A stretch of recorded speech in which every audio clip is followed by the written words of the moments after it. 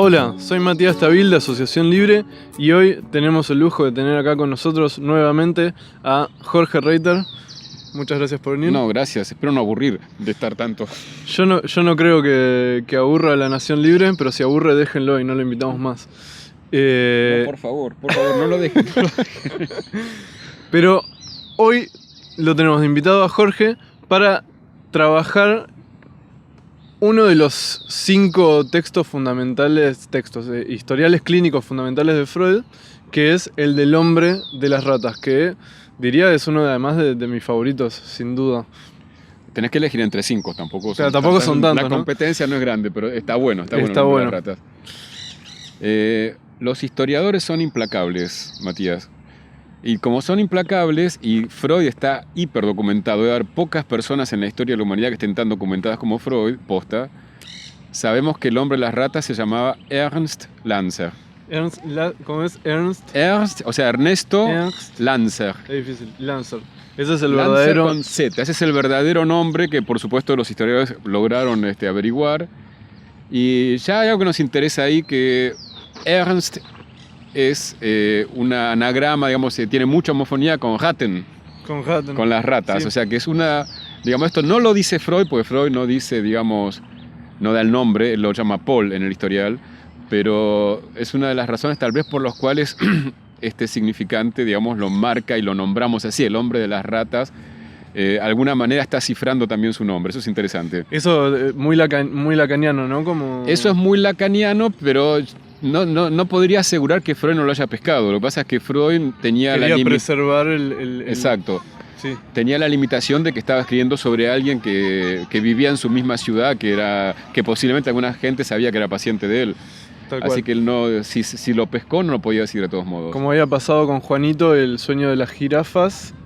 Claro, no podía decir de Graf. Graf era el apellido de Exacto. Juanito. Y tampoco se lo podía decir Freud. Sí. Si, digamos, no sabemos si lo pescó, pero aunque lo hubiese pescado no lo podía decir. Sí. Bien. Este es un muchacho tenía 29 años el día que lo consulta a Freud, ya vamos a ver en qué condiciones, y esto es en 1907. Freud escribe el historial ahí nomás al toque de que termina el tratamiento y lo presenta. Le decía a Mati que es uno de los momentos de la historia de la humanidad que me hubiese encantado estar presente, cuando Freud, en el primer congreso psicoanalítico, que es en Salzburgo, en realidad ahora estamos haciendo este video acá en la Reserva Ecológica, que es un lugar hermoso, pero el lugar posta para hacer este video hubiese sido los Alpes austríacos. Que no nos dio el presupuesto para ir esta vez, pero... La Embajada de Austria no quiso producirlo, así que, bueno, sustituimos por la naturaleza que tenemos a mano. Y en ese congreso cuenta Jones que Freud empieza a hablar del hombre de las ratas a las 8 de la mañana. Dice que Freud tenía una voz muy bajita, pero muy bien articulada, y que lo escucharon fascinados hasta las 11 de la mañana, en la que Freud dice, bueno, ya está, no los quiero apabullar más. Estaban todos reunidos en una mesa en un hotel de Salzburgo, y todos los discípulos, en ese congreso que te juro haber sido el congreso más hermoso de la historia del psicoanálisis. El primero de todos. Fue el primero de todos. No había institucionalización, no había organizaciones, todavía no había habido decisiones. Claro. Todavía no había empezado a tallar los pequeños narcisismos, las rivalidades, las jerarquías. Había un entusiasmo increíble con el descubrimiento. Se sentía el descubrimiento freudiano. Claro, era como el inicio del auge, como muy under, ¿no? Como que estabas ahí siendo testigo de algo nuevo que yo creo que la gente que estaba ahí era inteligente, se da cuenta de algo nuevo que iba a cambiar la humanidad. Que iba a cambiarla en algún sentido, obviamente, ¿no? Qué groso, ¿no? Claro, y si bien yo, por ejemplo, leyendo el historial me sigue sorprendiendo y no me canso, no es una cosa que lo vuelvo a leer y me aburro, pero lo que debe haber sido en ese momento. Bueno, la cosa que Freud habla hasta las 11 y los discípulos le dicen, por favor, seguí, ¿no están agotados? No, te queremos seguir escuchando, y siguió hasta la 1 de la tarde, o sea, 5 horas en que el auditorio estuvo absolutamente cautivado. Pensar que si uno va a un congreso de psicoanálisis a veces no se banca 3 minutos de alguien hablando. Total. Que está leyendo un trabajo que no entendés mucho. Bueno, esto debe haber sido una experiencia fascinante. Hubiera estado muy bueno estar ahí, total, concuerdo. Desde que me lo contaste, me tienta también. Si se descubre la máquina del tiempo, uno de los lugares. Mi fantasía es que sea sería- vida más allá de la muerte y uno puede tener acceso a ese tipo de eventos. Yo ese sería uno. pido un pase. Bien. Y otro para el momento en que Wagner en Suiza reunió a sus amigos para tocarles por primera vez la tetralogía y él mismo cantaba todos los papeles y Liszt tocaba el piano. Ese fue otro momento al que me hubiese gustado Zarpado. estar, pero bueno, llegué tarde. Se me ocurrió primero, antes de entrar en el detalle del historial, contar un poco, porque me parece que dice mucho la estructura del libro, dice mucho de cómo es la manera de pensar y de transmitir de Freud. Freud es alguien que me da esta impresión, me encanta leerlo y me encanta que él es muy generoso con el lector y se expone mucho porque le da al lector todos los elementos en los cuales basa su pensamiento. Entonces nos permite seguir su interpretación, seguir el fundamento de su interpretación, pero también nos permite hacer otra interpretación, porque ponen todas las cartas sobre la mesa. No te dice solo el resultado final. No te dice solo el resultado final, ni mucho menos escamotea información como otros autores que escamotean bastante la información en la cual se basa sus ideas. No tira frases dogmáticas. Digamos, él fundamenta, digamos, lo que está diciendo y te da los elementos sobre los cuales lo fundamenta. Sí. Entonces, nosotros acá en este video no vamos a trabajar. El historial se divide en una parte clínica y una parte teórica. La parte teórica no la vamos a trabajar porque los vamos a apabullar. Sería muy Y además extenso no el tuvimos video. tiempo de prepararlo, también debemos reconocerlo. Eso también es una razón. Así que este video va a estar basado únicamente en el historial clínico del hombre de las ratas y toda la parte teórica sobre la neurosis obsesiva que se puede extraer de ese historial seguramente sea trabajado en un video aparte. Exacto. Entonces, ¿cómo él va, digamos, haciendo el desarrollo? Hace una introducción que les voy a contar luego brevemente, donde habla de la dificultad de publicar un historial y dice algunas cosas interesantes. Y después, acá tengo mi machete para acordarme, ¿no? Divide. Primero, introducción al tratamiento. O sea, ¿cómo llega este paciente al tratamiento? Ese es A. B, la sexualidad infantil. Porque, digamos, la primera parte del libro es casi, digamos, no le diría una transcripción, pero un relato de las primeras 7 sesiones, que es lo que él llama la parte expositiva del tratamiento. Él va contando más o menos cuáles son vamos a decir, los síntomas, los problemas, las inhibiciones que trae este paciente. Y C, el gran temor obsesivo, ya vamos a ver qué es lo que él llama Freud el gran temor obsesivo, pero quiero mostrarles cómo él nos va relatando, digamos, con muy pequeñas interpretaciones o muy pequeñas acotaciones, nos va contando las cosas que Ernst le va diciendo. Después hay como una especie de punto bisagra porque aparece lo que él llama la introducción al entendimiento de la cura, ¿no? Cómo él empieza a este material a hacer como un giro, digamos, un poco la inversión dialéctica que contaba Lacan, como lo llama con Dora. Acá sería algo similar, empieza a dar vuelta a la interpretación del sentido común con la que viene Ernst y le empieza a mostrar, digamos, como el revés de la trama.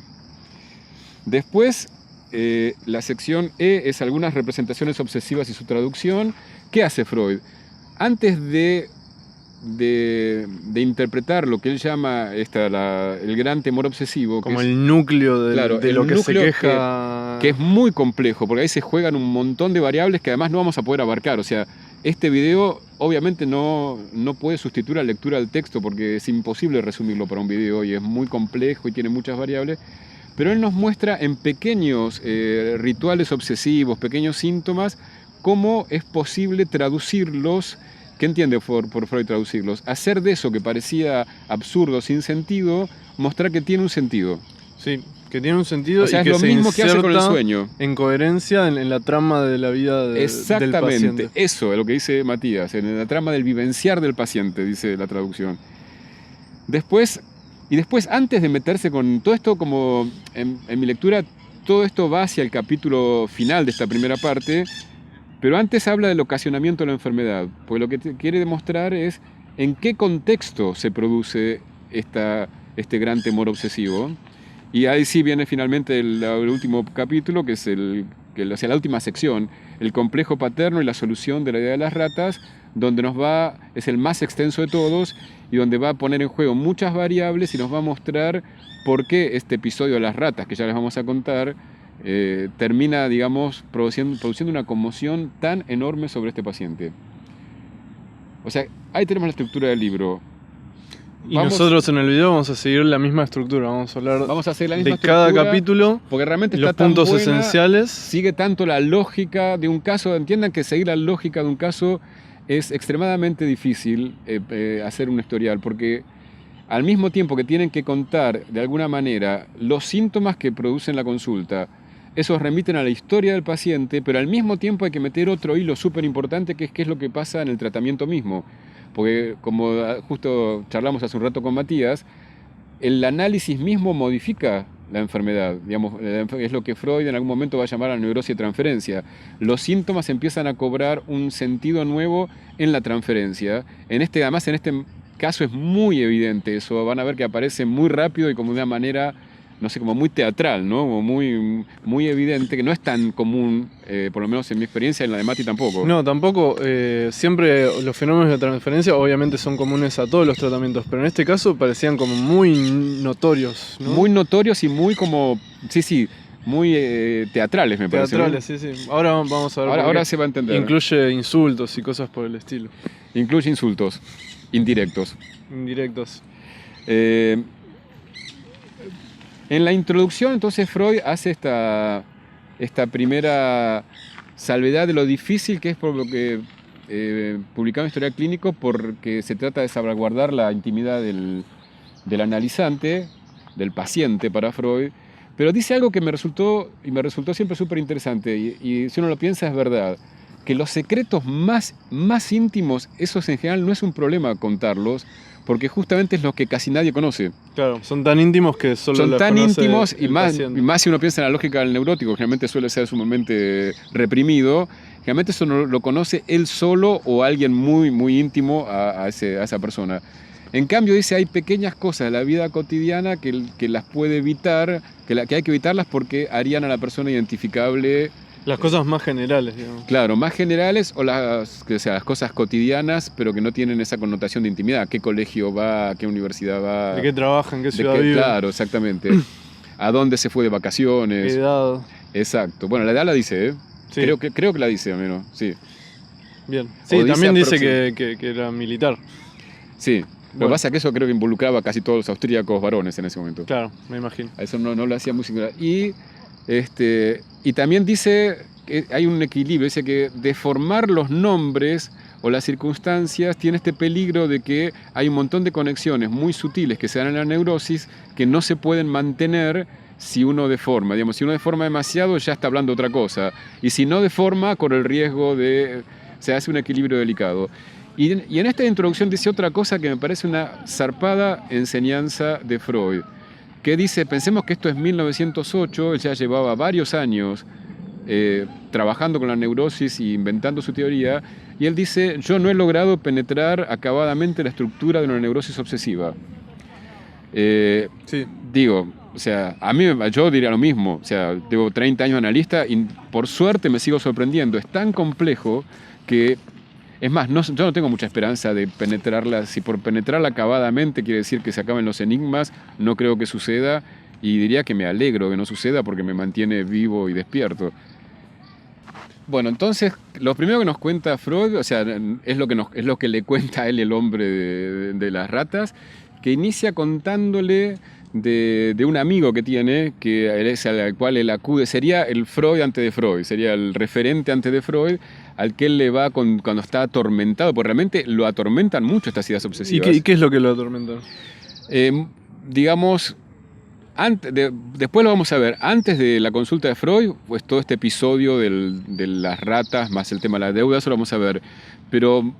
Siempre la idea obsesiva estaba girando alrededor del tema de que él había hecho algo malo, que él era un criminal. Él tenía eso, como la sensación de ser un mal hombre, un criminal, o que sí, como poder ser un criminal, y este amigo el que consultaba lo aseguraba de que no, de que era un buen hombre. Vos sos un buen hombre. Por supuesto que esa tranquilidad, y esta es la diferencia con un análisis, ¿no? La tranquilidad duraba un rato. Sí, y además de que el analista Y tampoco después le tenía que asegura. volver a consultarlo. Claro. Este hombre, más que el reemplazo de Freud, yo lo veo como eso, como un intento de reaseguro de su No, claro, no. narcisismo. Es el reemplazo en el sentido, o sea, el antecedente en el sentido de aquel al que consulta, pero la respuesta que da Freud es diametralmente opuesta. Total. La respuesta de Freud es exactamente, no, mirá, la culpa no se equivoca. Lo que está errado es aquello de lo cual vos te crees culpable, pero la culpa, digamos, en algo se fundamenta. Ujú. Cosa que, por supuesto, de entrada rechaza mucho el hombre de las ratas. Tal cual. Entonces, bueno, cuenta que Freud le da importancia porque para él gran parte de lo que vamos a ir viendo, sobre lo que se basa la neurosis, es un conflicto entre el amor a un hombre, que es el padre, y el amor a una mujer. Y él arranca con este hombre que es tan importante en su vida, y después empieza a hacer algunos relatos de su vida sexual infantil, que vos viste que era bastante, o sea, su Infantil. vida sexual de adulto era muy pobre, Sí. pero su vida sexual infantil estaba llena de episodios zarpadamente eróticos. La conducta de las niñeras era un desastre, o sea... Si eso cosas sucedió de verdad, era cualquiera. No, yo creería que era otro mundo, que realmente haber sucedido, pero zarpadamente. Contá un poco de esas conductas, las experiencias sexuales infantiles de Ernest. Claro, hay un primer relato que es para lo que él marca como un antes y un después, que es con una señorita que en el historial él la llama Frau Peter, señorita Pedro, digamos. Después, gracias a la implacabilidad de los historiadores, sabemos que era la Frau Rudolf. Y la señorita estaba tirada en un sofá con bastante ligera de ropas y él le pide permiso para meterse por debajo de la ropa. ¿Cuántos años tenía ahí Ernest? Creo que era muy chiquito, ¿no? Tipo 4. 3, 4 años. Sí, 3, 4 años. No me acuerdo exacto, pero era muy chiquito. Bueno, ¿y la señorita qué le dice? Le dice, no, de ningún modo, ¿cómo te vas a...? No, dice, sí, con la condición que no digas nada. O sea, si vos no decís nada, no hay ningún problema, anda. Metete nomás. Y toqueteaba ese por ahí es también. uno de los episodios, pues hay mucho, pero de ese episodio nace algo que él llama como dice, ardiente y... Urgencia de ver mujeres desnudas, o sea... Digamos, dice palabras que te muestran que ya está plenamente en el campo de la sexualidad, ¿no? Que esto es un sentimiento sexual. Sí, como que de repente se le viene como ese deseo ardiente de ver no a cualquier mujer, desnudas, sino a las mujeres que le gustan desnudas. Claro, exactamente. Y además tiene muchas, porque como esta era una casa evidentemente de la burguesía, había un montón, zarpada cantidad de niñeras y de criadas, y además tenía muchas hermanas. Y él además lo invitaban a que se bañe con todas, o sea que se hacía unas fiestas, pero como lo llama Freud, el pequeño concupiscente. Pero rápidamente este paraíso de emociones eróticas se va un poco al diablo porque empieza a aparecer en él un sentimiento que él llama, amor tu traduce ominoso, a mí me gusta más la traducción siniestro, un Heimlich. El sentimiento siniestro de que algo iba a suceder si él deseaba eso. Si él deseaba ver mujeres desnudas, algo malo iba a suceder. Claro, ese algo se entiende como algo malo, por eso era un sentimiento siniestro, y que tenía que hacer cualquier cosa con tal de impedirlo, o sea, con tal de impedir tener estos deseos. O sea, y hacer cualquier cosa, también como cosas mágicas, digamos, ¿no? Como esas cosas... Sí, prohibiciones. Si pongo esto acá, entonces se anula la posibilidad de que pase esto malo. Exacto. Como acciones mágicas que anularían ese castigo también, ¿no? Claro, sí, exactamente. Ese tipo de defensas bien ya obsesivas. Todo esto enlazado, digamos, al mismo tiempo aparecen sus primeras erecciones. Él le pregunta a la madre, ¿no? Que yo recuerde, Freud no dice qué respuesta le da la madre, pero sí dice que él ya notaba que había una relación entre esas erecciones y estos sentimientos que tenía. También en la misma época aparece esta idea que a él le llama la atención de que los padres sabrían sus sentimientos, que conocerían sus pensamientos porque él los habría declarado sin darse cuenta en voz alta. Y dice Ernst que todo esto para él ya era el origen de la enfermedad, ¿sí? Muy buena percepción. Sí. Freud le pregunta qué podría ser ese algo malo que sucediera si él tenía estos deseos. Y él al toque dice, por ejemplo, que muriera mi padre. Y Freud ahí da un tip clínico que yo se los doy, es tal cual, dice que es re clave. Es re clave, dice, cuando alguien da un ejemplo supuestamente casual, supuestamente que como podría una ser de las cosas que claro, podría ponerse en juego. Dice Freud, eso es lo originario que está encubierto por esa generalización que es muy clásica de la obsesividad. El obsesivo todo el tiempo tiende a la generalización que diluye el deseo, que diluye su subjetividad. O sea, esa generalización está en función de disfrazar un poco qué es lo que está en juego ahí. Exactamente. Y cuando le pide un ejemplo, dice, como disfrazado como el ejemplo que podría ser varios, el que Freud dice no es que hay varios, es este. Exacto, y dice generalmente ese que se dice como al azar es el verdadero y es el que toda esa generalización tendía a encubrir. Entonces ahí ya tenemos, digamos, en esta sesión el pequeño concupiscente con todos sus deseos y sus temores, y Freud, contradiciéndolo en parte a Ernst, dice, no, eso no es el comienzo de la enfermedad, eso ya es la enfermedad. Dice, ya tenemos un conflicto, ya tenemos pulsiones y tenemos la defensa contra esa pulsión y tenemos medidas defensivas. O sea que ya ahí está en juego la neurosis, que dice Freud, cosa que yo estoy de acuerdo, que, digamos, que realmente va a ser analizando esa neurosis infantil que se va a resolver la neurosis del adulto. Sí, totalmente. O sea que la neurosis del adulto nunca se puede trabajar, digamos, solo en la actualidad, porque todo el tiempo está remitiendo a lo infantil, pero yo aclararía esto, no es a lo infantil que quedó en el pasado, es a lo infantil que retorna todo el tiempo como repetición. En lo actual. En lo actual, exactamente. Y también aclararía que no es que Freud dice, bueno, para trabajar esto tenemos que hablar lo infantil, sino que siguiendo las asociaciones del paciente termina llegando a lo infantil, no por deseo de Freud, sino por el trabajo de asociaciones. Ese creo es un gran tip también. O sea, a lo infantil se llega y lo importante de lo infantil es lo que vuelve como repetición. Ese es lo que, digamos, trabajamos lo infantil porque es actual. Porque, digamos, el sujeto cree que está en una escena y está en otra, pero no lo sabe. Entonces, Freud dice, ahí está, en esas cosas que describe de su sexualidad infantil, ya está estructurado la enfermedad, que es... eso ya es la enfermedad, dice. Este deseo sensual de ver a las mujeres desnudas. Una reacción contra esos deseos como de temor, el temor anudado a esos deseos. Un temor obsesivo y la defensa. Claro, las medidas defensivas. Si deseo eso, va a suceder algo malo. Ese es el temor, claro. Va a morir mi padre.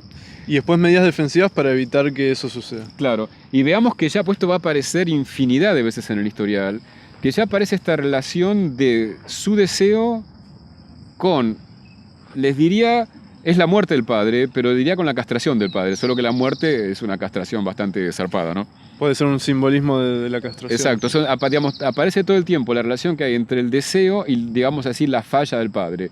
Obviamente el ser mortal es la falla número uno, digamos, para alguien que esté sumamente idealizado. Total. Pero lo que pasa es que no es la única forma que va a tomar esta articulación que aparece todo el tiempo entre su deseo y el padre, pero el padre en su falla. Bueno, me hace acordar... Los pecados del padre. Exactamente. Me acordaba esa excelente frase de Lacan cuando dice que la única herencia del padre es su pecado, que ahí creo que hay que entenderlo casi lo mismo que decir la única herencia es su deseo. Está bueno. Bueno, y llegamos al gran temor obsesivo, así llama esta parte de esta parte, la parte de la parte de Freud. Que a mí me encanta este capítulo además, porque es bueno cómo cuenta, cómo se generan, digamos, la situación en la cual se ocasionan los síntomas por los cuales termina recurriendo a Freud. Claro, este hombre que llega desesperado a lo de Freud, porque realmente la está pasando, pero mal, o sea, tiene un nivel de angustia muy zarpado, se origina en un episodio que se da durante sus maniobras militares, que es lo que vamos a contar ahora. Primero cuento otro tip técnico de Freud que me parece súper importante, que me parece, no es importante, me parece ajustado, me parece grosso, porque Ernst quería contar de un relato que le hacen y le resulta tan horroroso ese relato que le pide a Freud que le dice, no, pero déjeme que esto no se lo cuente. Y Freud, ¿qué le dice? Dice, mire, no puedo No le puedo otorgar eso porque es un mandato, y uso esa palabra la traducción al menos, un mandato de la cura es que diga todo lo que se le ocurre. Que de paso, te acordás que hace poco estuvimos en una reunión que nos preguntábamos si Freud... ¿Era una sugerencia o era...? No, y nos preguntamos si la asociación libre implicaba decir todo. Bueno, acá Freud la enuncia claramente, dice, diga todo lo que se le ocurre, y le dice a Freud, a Ernst, le dice algo que me resultó muy expresivo, le dice, es como si me pidiera que le regalara 2 cometas, no puedo. ¿Qué le qué? Es como si me pidiera que le regalara 2 cometas, claro. No puedo. O sea, esto es imposible que usted... Cosa que yo le diría más a cualquier persona que se analice conmigo, digamos, no puede ahorrarse decir todo. Yo admito que a veces la gente se tiene que tomar un tiempo para decir ciertas cosas, pero sabiendo que la idea es que se pueda decir todo, o sea... Todas esas cosas que uno se ahorra de decir tienen un costo en duración del tratamiento. Sí, porque además, en general, las cosas que uno se quiere ahorrar de decir son las fundamentales. Exactamente. Justamente sería esa la regla. Si te la querés ahorrar, justo esa decila. Sí. Yo siempre le digo a la gente, a los analizantes, digamos, si algo te da vergüenza, especialmente decilo, porque eso va a hacer avanzar el análisis un montón. Total. Claro, si no te lo ahorrás, no pagás el costo de exponer tu narcisismo ante el analista, pero seguís, digamos, la neurosis se sigue prolongando. ¿Y la neurosis qué quiere decir? Es como esquivar demorar, el tema demorar vivir como vos querés, se sigue. Yo no me acuerdo si Freud lo dice así en este historial, pero otras veces lo ha dicho así, que dice, o sea, como que no le puedo obligar a que cuente lo que no quiere contar, pero tampoco le puede prometer la cura si no lo cuenta. Muy bien, tiene razón. Bueno, la cosa es que lo que sí hace Freud, también me parece una linda enseñanza, dice... Yo lo puedo ayudar, o sea, si yo me doy cuenta más o menos por dónde viene el relato, puedo completar un poco, lo puedo ayudar en esta dificultad, pero no se la puedo ahorrar. Bueno, entonces, ¿qué nos cuenta? Ernst estaba en unas maniobras militares como oficial de reserva. Generalmente eran situaciones en las que él, al contrario, estaba bastante de buen ánimo cuando entraba en el... De alguna manera hay algo en la vida militar que contrarresta la neurosis. Porque le cayó bien la vida militar. Es típico, porque le cae bien porque no tiene que decidir nada. Como la dificultad del obsesivo es decidir en una vida en la que está bien que no decida, es una vida que en un punto le queda recómoda. Bien. ¿Estaba bien en su vida? Bueno, hay un detalle que vamos a ver después que tiene importancia. En un momento pierde unos quevedos, que son unos anteojos. Y eso, viste, está interesante, que él, como no quiere demorar a los otros... los da por perdidos, porque los podría haber buscado. Claro, dice que fácilmente los podría haber buscado, pero... No quiere quedar mal, diría yo, con los demás, entonces los da por perdido, pero manda un telegrama a su óptico de Viena para que se los envíe al lugar de las maniobras.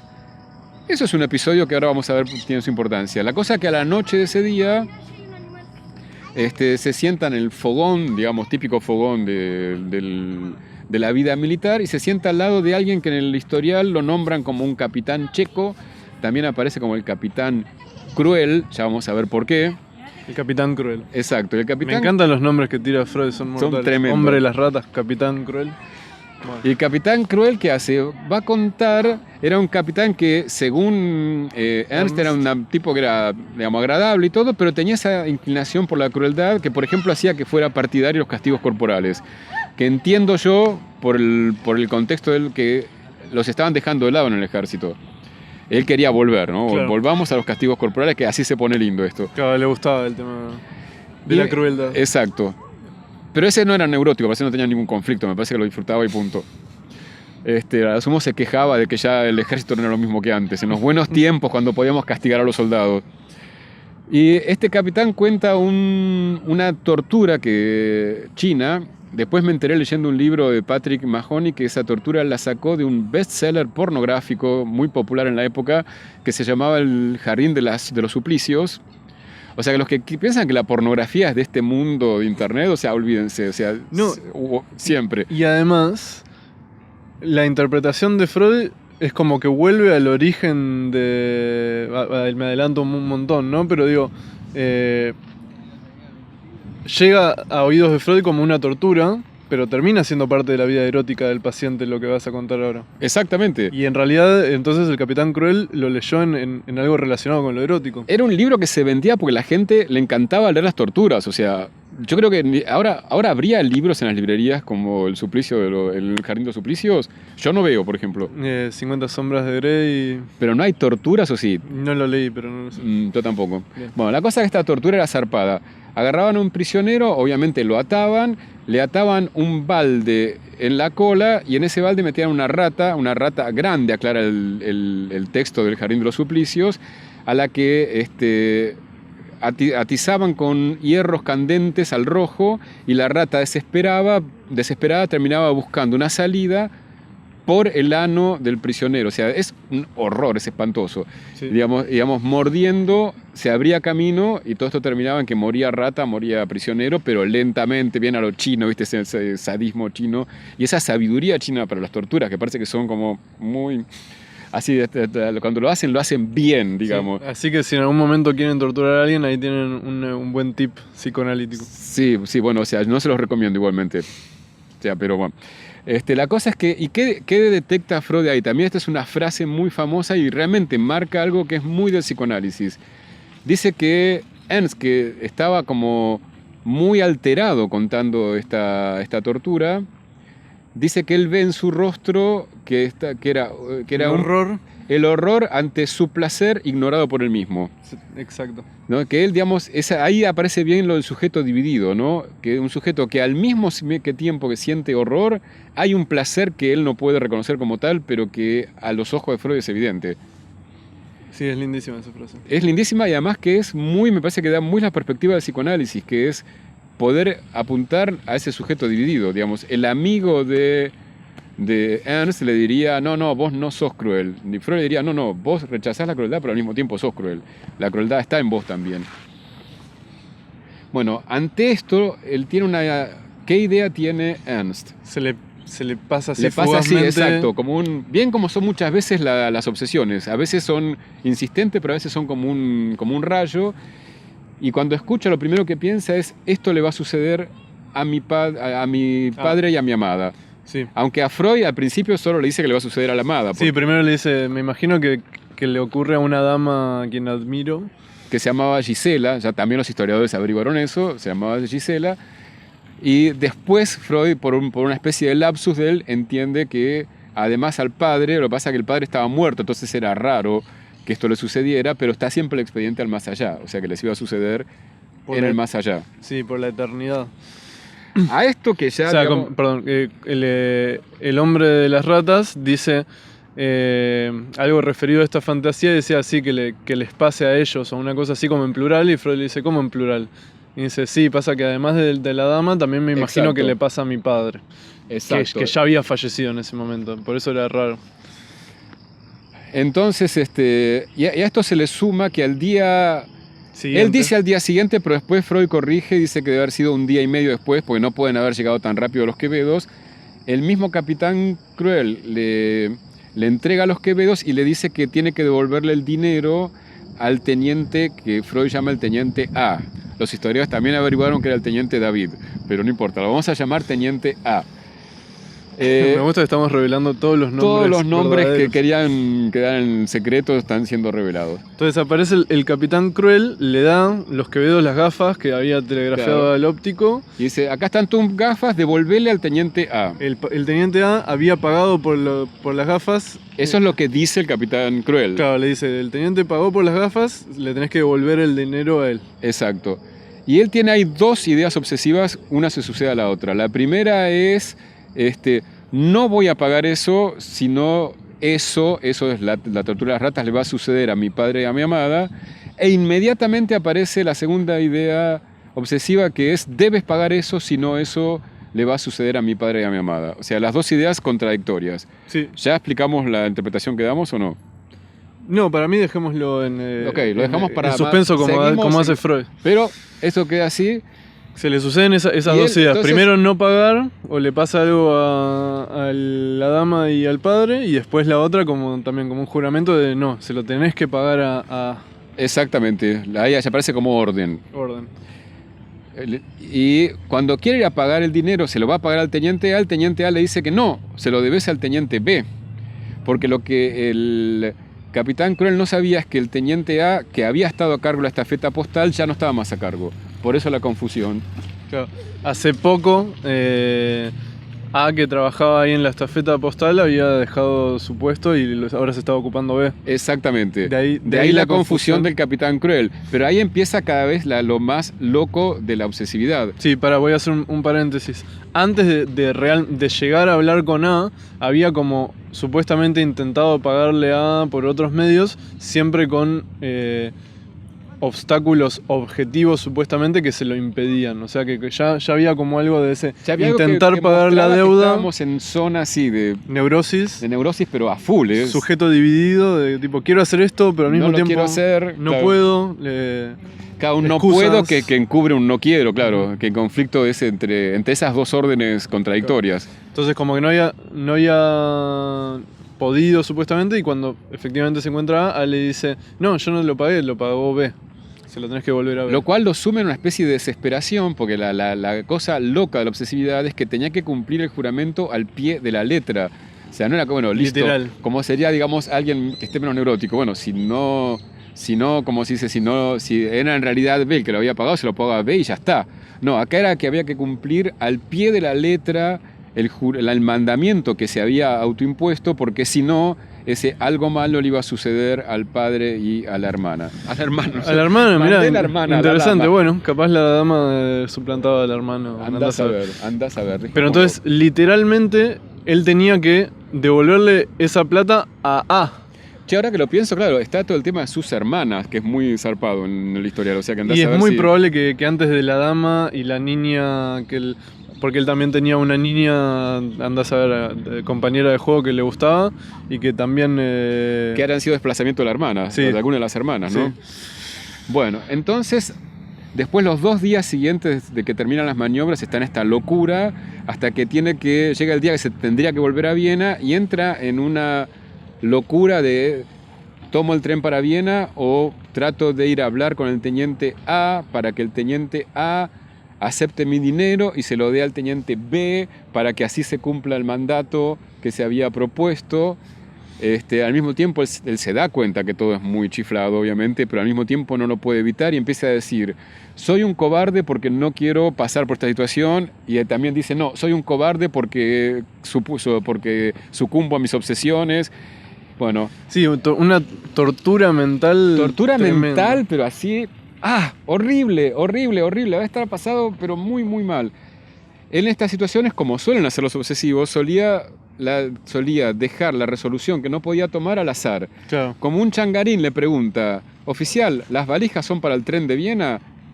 Él toma eso como locación, le dice sí y toma el tren para Viena. Claro. Pero tampoco esto termina con la duda. Acá vamos a poner un plano en algún lugar, no sé si, capaz ahí donde está el árbol, por ahí.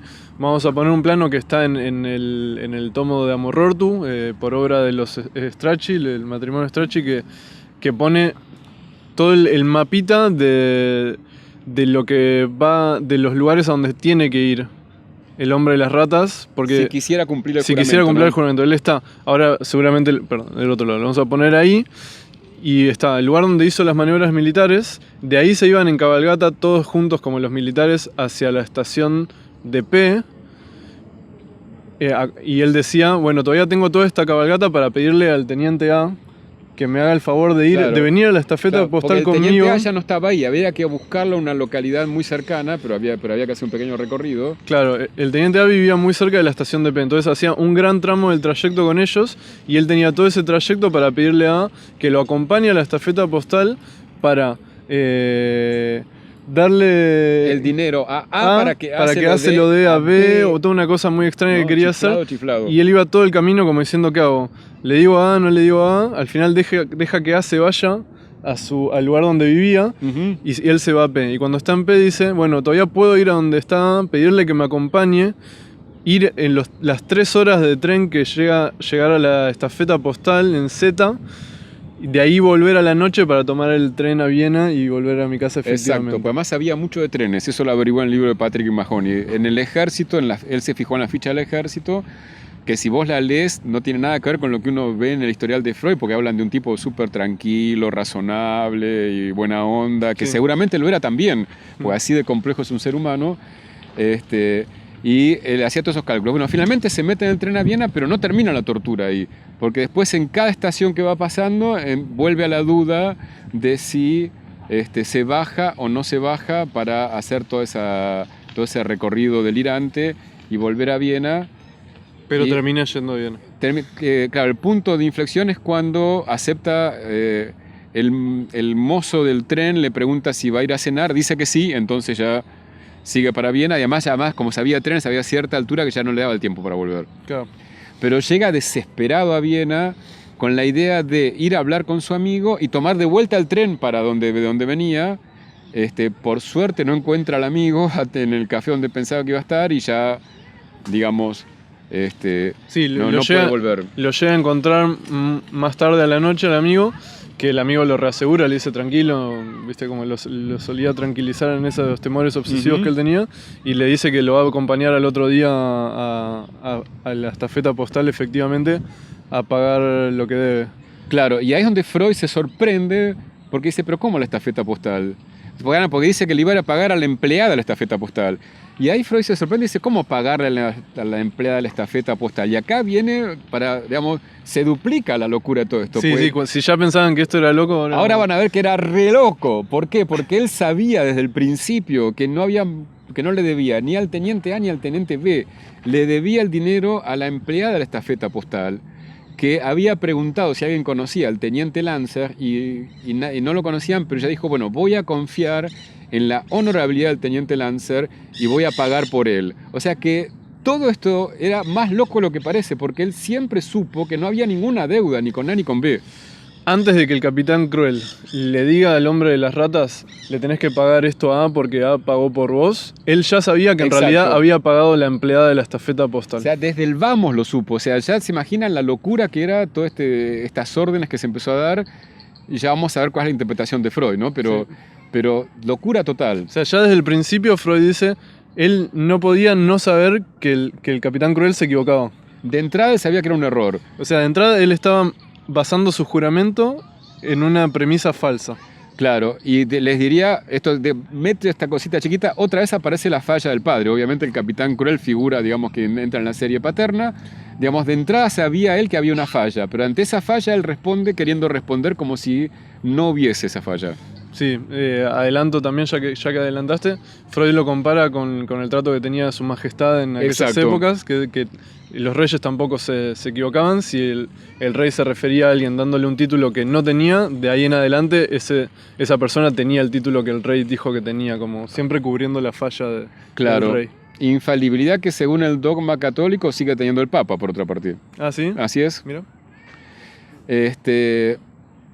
Y entonces, cuando él, digamos, todo este relato no lo hace así tranquilo como nosotros que estamos acá sentados en la reserva ecológica, se los contamos.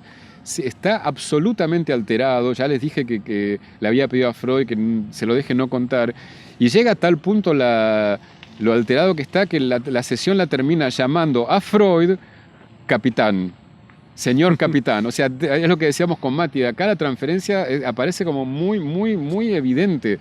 Ya en esa es la segunda sesión esta, ¿no? Y ya lo está llamando a Freud el señor capitán. Sí.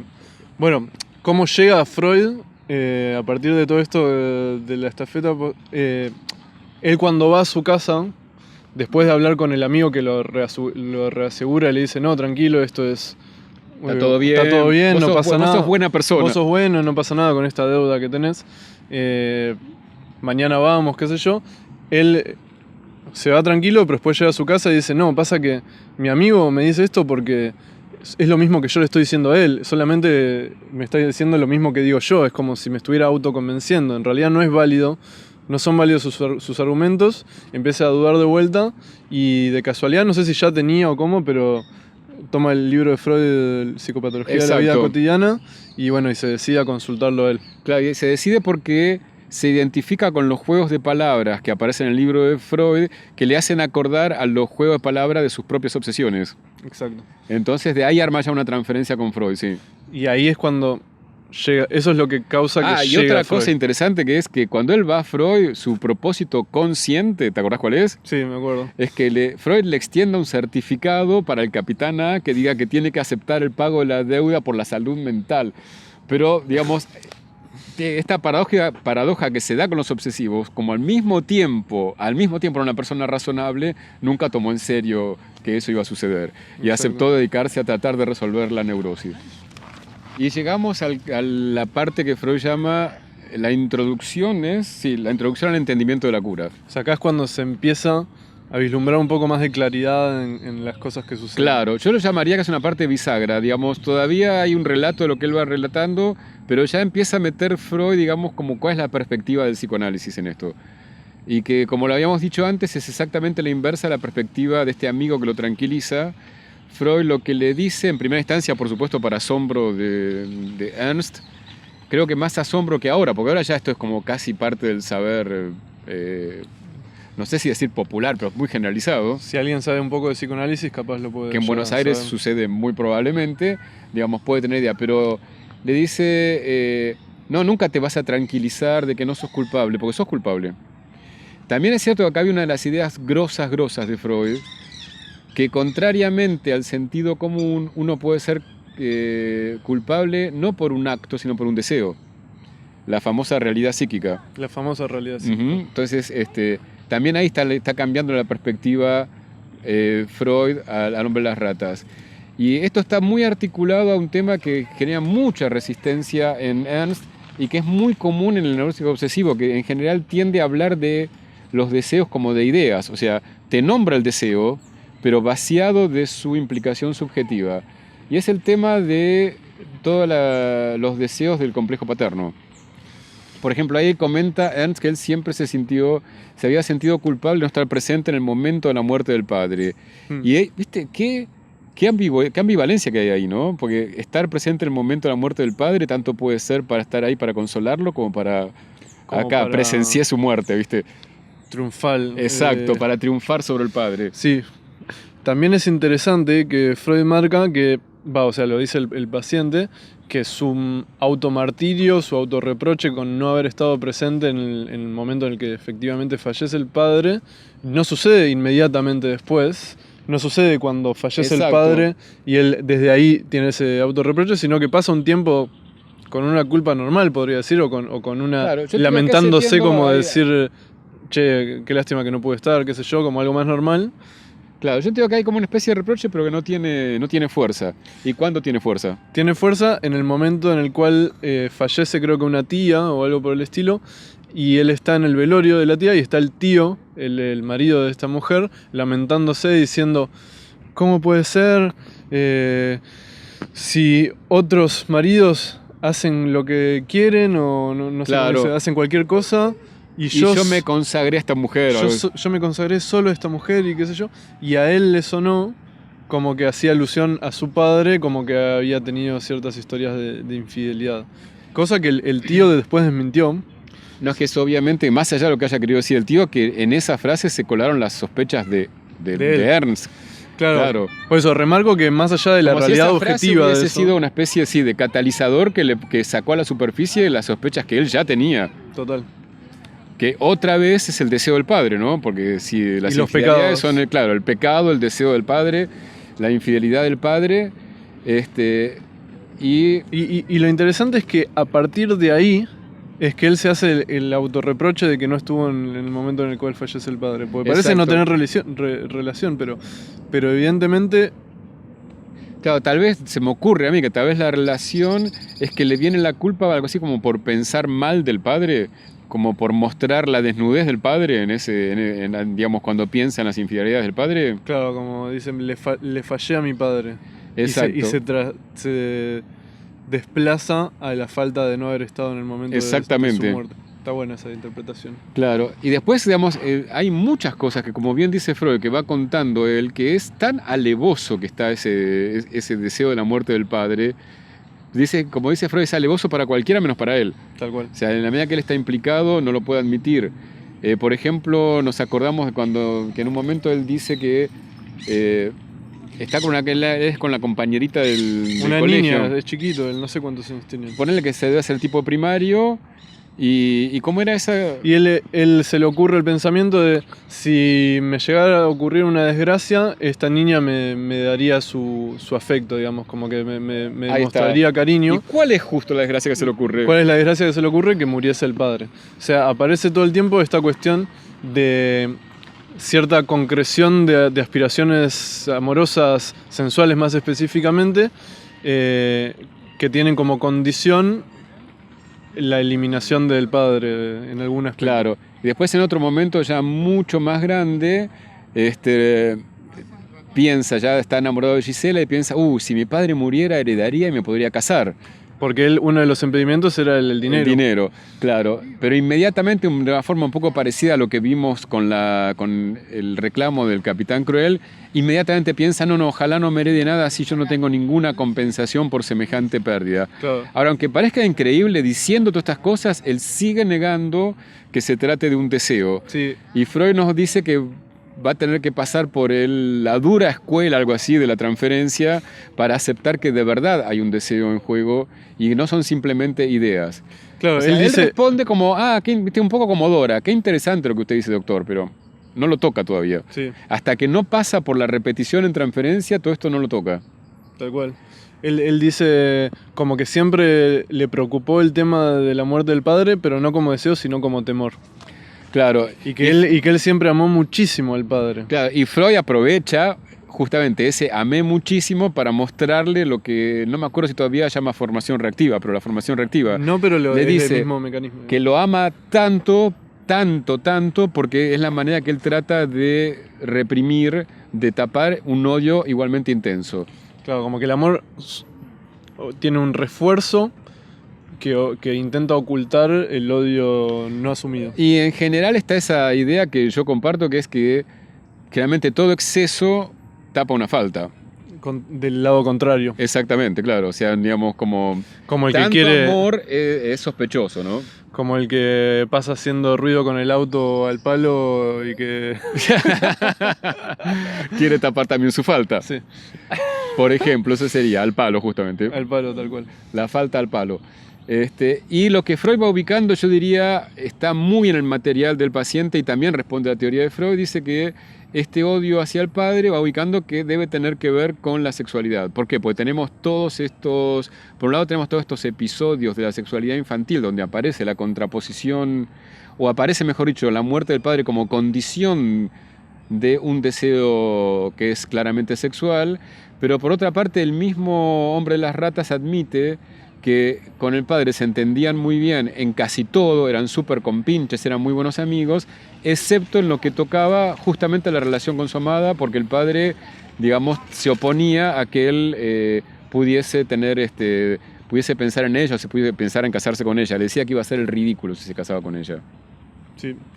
Toda esta parte del entendimiento, la introducción al entendimiento no me acuerdo cómo dice, de la cura. De la cura, sí. De la enfermedad, son todos ejemplos... No, de la cura, mira. ¿De la cura? De la cura. De la cura. No es lo mismo, ¿no? No. Está relacionado, pero no es lo mismo.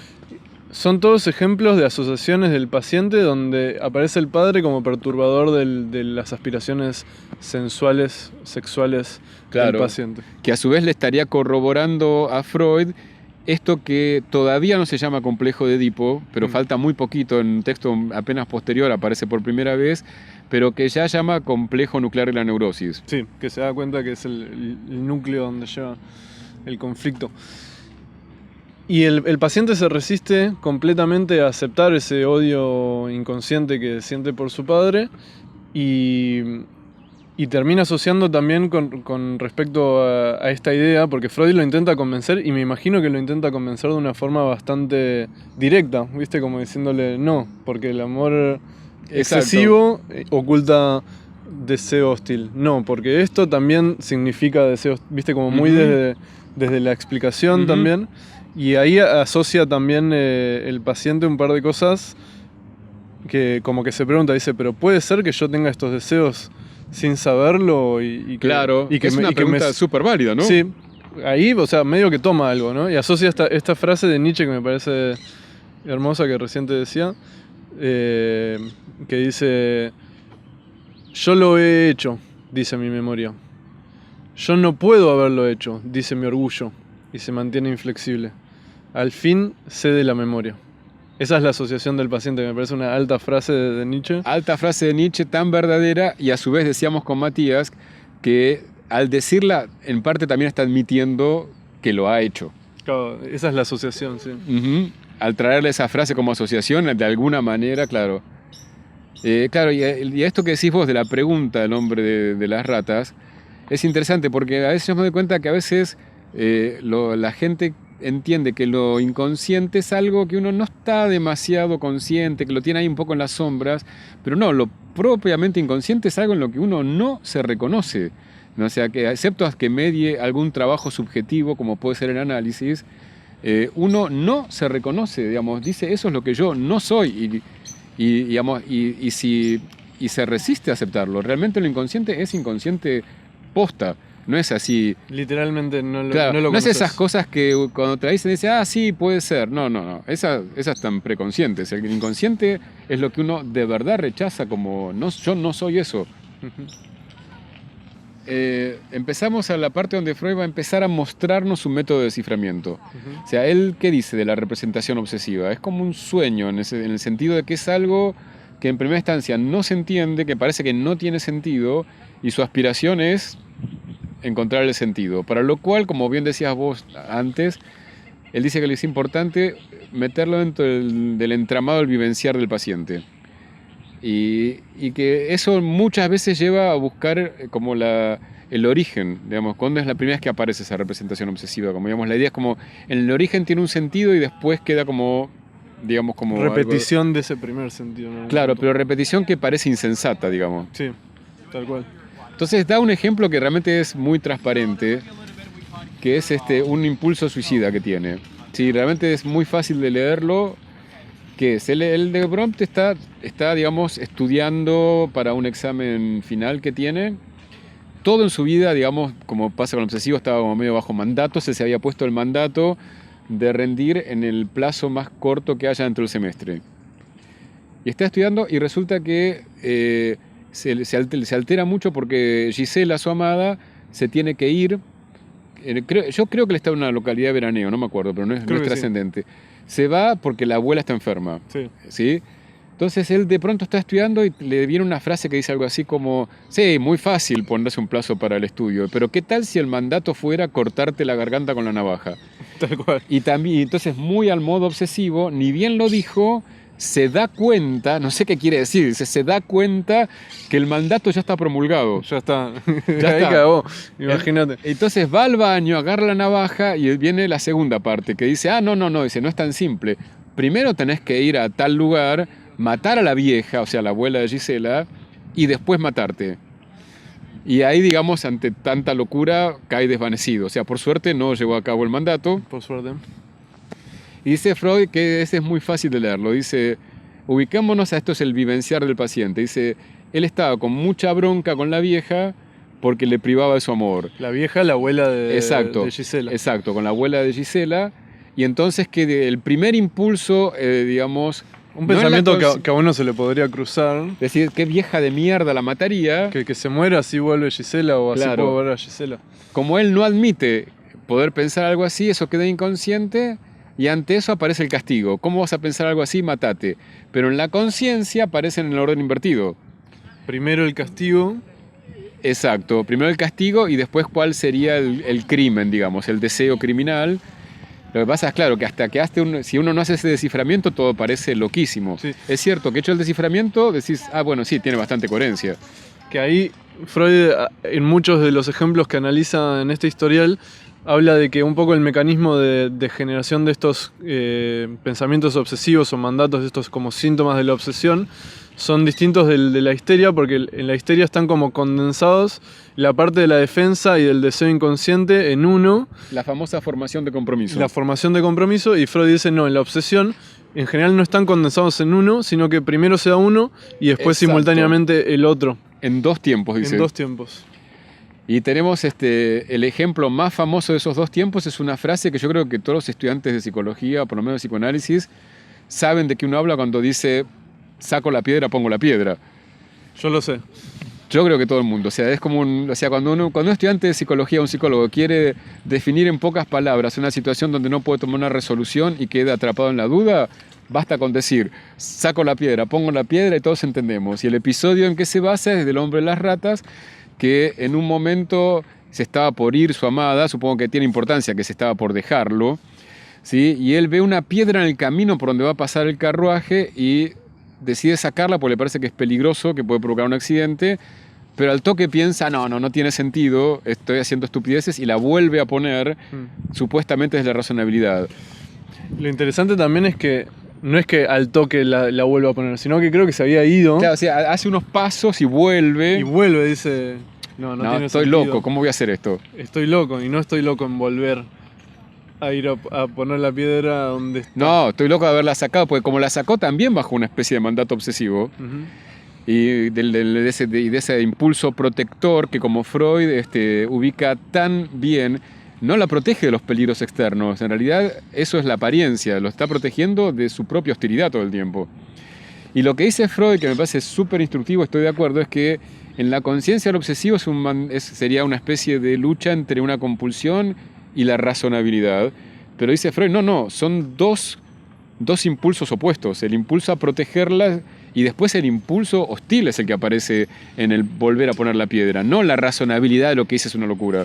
Claro, él dice eso, ¿no? Como yo recién lo marcaba un poco siguiendo a Freud, porque dice, el primero impulso es como una medida defensiva protegiendo a la amada frente a un supuesto peligro exterior que claramente remite a su propio impulso hostil inconsciente, ¿no? Entonces la primera acción de sacar la piedra es una defensa, pero después al toque es como si él disfrazara de racionalidad, Exacto. Como de, no, esto es una locura, y vuelve a poner la piedra, pero dice no, porque esa racionalidad supuesta se dio también compulsivamente, él ya se había ido y tuvo que volver a ponerla, pero ahí no se exterioriza la racionalidad, sino el impulso hostil. Claro, por eso toma esta palabra que inventó Ernst Jones, otro Ernst, que es no es razonable, es racionalizado. O sea, racionalizar es querer darle un aparente sustrato racional a algo que de verdad no responde a ese sustrato racional. Exactamente. Y hay un último ejemplo que damos y después ya seguimos avanzando, que es el de otro impulso suicida, un poco más disimulado.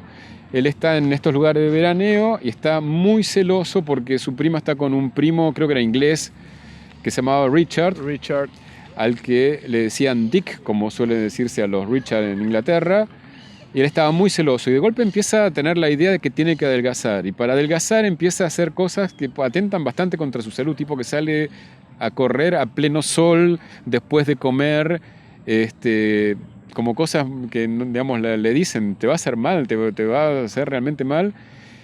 Y como suele suceder a la neurosis obsesiva, en un momento, digamos, lo suicida que hay en ese acto obsesivo aparece abierto porque está corriendo por unas montañas y de golpe le aparece el mandato de tirarse al abismo, con el cual se hubiese matado. Y es muy linda la interpretación de Freud porque acá juega con un juego de palabras entre lenguas. Dick en alemán quiere decir gordo. O sea que, y Dick es el rival, digamos, de Ernst. Entonces, en realidad, matando al gordo, lo que está queriendo es matar a Dick. O sea, como eliminar al gordo. Eliminar al gordo o a Dick. Gordura, exacto. Sí. Y como se dice, otra vez aparece esta idea de que en un suicidio, en realidad, en un impulso suicida, en realidad hay un impulso asesino al mismo tiempo. Está bueno. Está buena esa idea. Además el juego de palabras que Lacan estaría chocho, ¿no? Como sí, pero no olvidemos que Freud, digamos, eso lo toma Lacan de Freud, ¿no? Obvio, porque Freud era el que jugaba tanto con esas palabras. Y ni hablar cuando llegamos a Ratten, ¿no? A la palabra Ratten. Pero bueno, yo quería también agregar otro, porque ya que Freud le da tanta importancia a la transferencia, que es gracias a la cual Ernest llega a convencerse de sus impulsos hostiles hacia Freud y hacia el padre, digamos. Un sueño donde muestra como cierta hostilidad hacia Freud. Ernest sueña que muere la madre de Freud y él le quiere expresar sus condolencias, pero tiene miedo de reírse, como esa risa compulsiva que a veces sucede en las situaciones tensas, ¿viste? Que la gente... Y que a él le sucede en los velorios. A él le sucedía en los velorios. Entonces, para evitarse ese riesgo, le escribe una carta diciéndole no sé qué y firma, como es en francés, Pour consoler, quiere escribir PC pour consoler, pero pone PF, pour féliciter. O sea, lo termina felicitando en vez de dándole las condolencias en el sueño. Esto no sucede en la realidad, pero ese sueño Freud interpreta, expresa la tendencia hostil desconocida para él hacia Freud y en última instancia, o sea, hacia Freud como sustituto del padre en la transferencia. Interpretación en la que yo estaría de acuerdo, por otra parte. Totalmente. Y además es interesante, puede ser una especie de formación del inconsciente al cuadrado, porque es un lapsus dentro de un sueño. Tal cual, tal cual. Bueno, entonces llegamos a el momento del ocasionamiento de la enfermedad, así lo llama Freud a este capítulo, y arranca con esta consideración teórica interesante. Dice que el mecanismo, otra vez acá es diferente en la histeria que en la neurosis obsesiva, que en la histeria dice el trauma, lo que llama así el trauma, digamos, realmente no se recuerda, el famoso olvido de la histeria. En cambio, el neurótico obsesivo tiene en la memoria el trauma. En este caso no sé si sería exactamente un trauma, pero tiene el ocasionamiento de la enfermedad, pero vaciado de afecto. Entonces lo recuerda, pero lo que no aparece es el sentido que tiene. Claro. Y porque eso, digamos, cumple la función que cumple. O sea, falta la implicancia también del sujeto. Exactamente. En eso. Claro, al no estar el afecto, falta que el sujeto esté implicado de alguna manera en eso. Y ahí hace la distinción, justamente en el mecanismo del olvido, él llama propiamente represión a eso. Eso es lo que después, porque ahí dice, es una forma distinta de represión en Claro. este texto, pero después la diferencia... Después en inhibición, síntoma y angustia empieza a hacer esa diferenciación entre lo que es propiamente represión de lo que es defensa. Como Claro, la retoma defensa el es como término algo... defensa que era anterior, ¿te acordás? La psiconeurosis de defensa. Lo retoma para las distintas formas de defensa contra la pulsión que no son la represión. Exacto. La represión es una forma de la defensa. Es una forma que tiene que ver mucho que ver con el olvido para él, claro. Claro. Y hay otras, digamos. Exacto. Y acá, digamos, como que estaría el recuerdo pero vaciado de significación. ¿Qué eso, cómo se llama esa defensa? Estaba pensando eso y no Sí. me estoy acordando. No me acuerdo si es aislamiento. Ah, puede ser, sí, aislamiento me gusta, sí, debe ser aislamiento. Como que está el recuerdo ahí, pero aislado del comercio. Claro, está pero como afectivo, claro, como no tiene importancia, como un recuerdo más que aparece, pero no aparece la significación. ¿Y cuál era el recuerdo? ¿Cuál es para Freud el ocasionamiento más, digamos, podríamos... La neurosis obsesiva estaba cuando ella era cuando chico, pero Según los Freud, síntomas no estaban activos como estaban activos hace unos años. Y es el momento en que, después de la muerte del padre, la madre, que esto es algo que está muy poco elaborado en el historial, como suele ser en los historiales freudianos, ¿no? El lugar de la madre y de qué le pasa. Sí, es verdad, aparecen poco las madres. Aparece poco la mamá de Juanito, aparece poco la mamá de Dora y aparece poco la mamá del hombre de las ratas. No lo había pensado.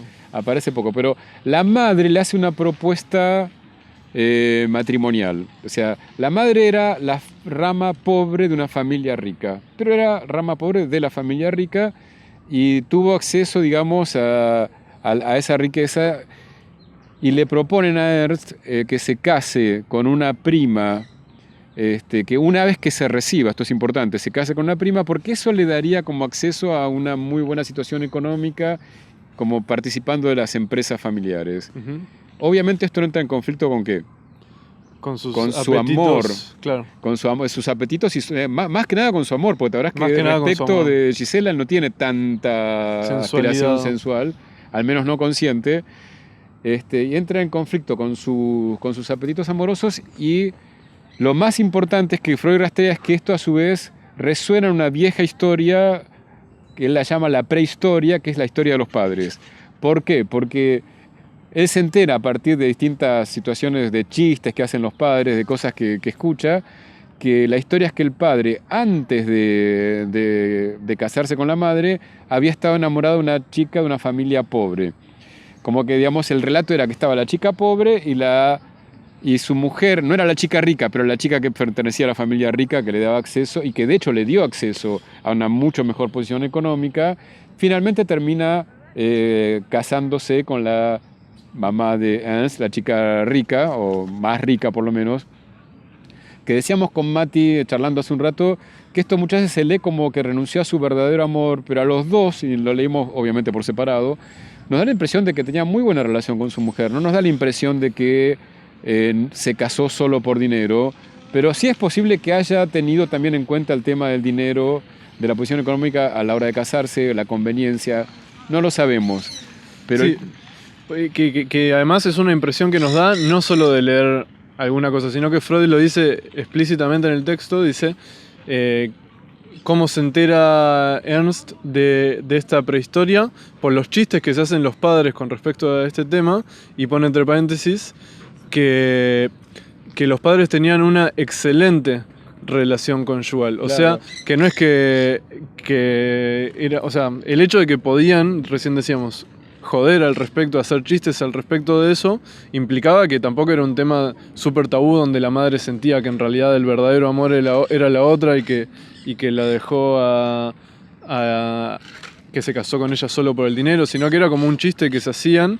A mí me da la misma impresión, que fuera objeto de broma, me parece que no era tan dramático el asunto. Y Ernest, o sea, por lo que dice Freud, Ernest nunca le dijo que los padres se llevaran mal, sino al contrario, como que tenían una excelente relación, entonces no habría ningún elemento más allá de esta prehistoria que se ajusta a algo de lo que le pasa a Ernest, como para decir que el padre renunció a su deseo verdadero. Exacto. Pero lo que sí, evidentemente sí sucedió, es que él en la misma coyuntura parece ser que tenía, digamos, como interpreta Freud, como si se le hubiese planteado la pregunta, ¿debo seguir el camino de mi padre o debo seguir mi propio camino? O sea, ¿y cómo lo resuelve? Y pongo entre comillas porque como bien dice Freud, también es una manera de no resolverlo.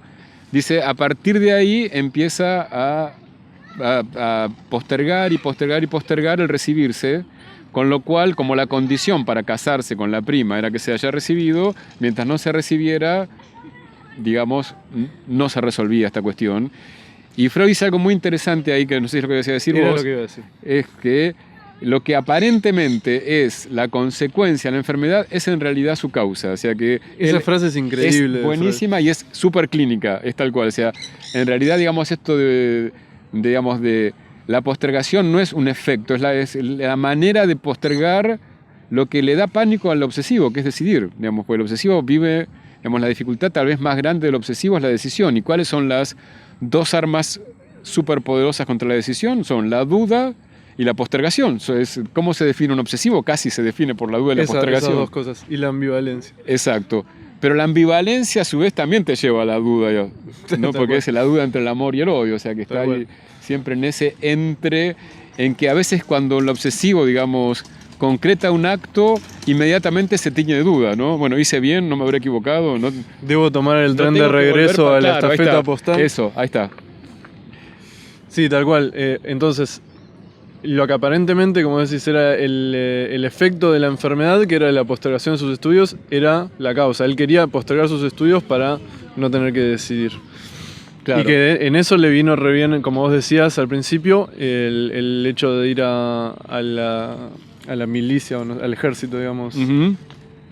Pero no entendí, ¿en qué sentido? Ah, pues seguía postergando. Seguía postergando. Claro, sí, era un motivo más para seguir postergando. Uh-huh. Y ahora sí, queríamos a la última y fundamental ¿Ya está? parte. ¿No quedaba nada más de esto? Creo que no. A ver, déjame ver.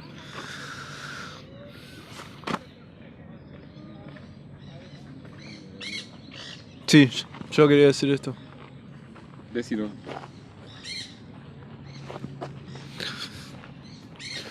Freud dice también que Ernest medio que se resiste a aceptar esta parte del entendimiento de lo que revelan sus ocurrencias y sus síntomas hasta que se le manifiesta en la transferencia de vuelta con Freud. En un momento Ernst, supongo que en el mismo edificio donde vive Freud, se cruza una muchacha y él asume, se le ocurre, que es la hija de Freud. Y empieza a imaginar en fantasía que Freud lo trata excesivamente a él y lo tolera tanto porque en realidad quiere que se convierta en su yerno. Tenés razón, eso es fundamental, me había olvidado. Que justamente esta historia que no cree la tiene que creer cuando la empieza a actuar en transferencia. Claro, se le aparece lo mismo que él se rehúsa a creer en la transferencia con Freud. Se imagina una chica que era la hija de Freud, que no era, creo. Se imagina que Freud quiere que sea su yerno y para que quede con la repetición de su historia anterior, eleva la condición social de Freud a que en su cabeza era más rico de lo que realmente era Freud en ese momento. Claro, o sea, zarpada, repetición transferencial. Que yo no sé, o sea, a mí nunca me pasó una repetición transferencial a ese nivel, ¿viste? No, las cosas en este hombre son como un poco exageradas. Tremenda. También es cierto que yo no sé qué pasa a un ritmo de 6 sesiones por semana, porque nunca hice la experiencia, Tal ni cual. como paciente ni como analista. Así que no sé, digamos, qué pasaría a ese nivel. Y supongo que ocupás por lo menos una parte 6 veces más importante para la vida. Andás a del ver. sujeto. Me parece que tiene que ver con otra época también ese ritmo. Sí, supongo que sí.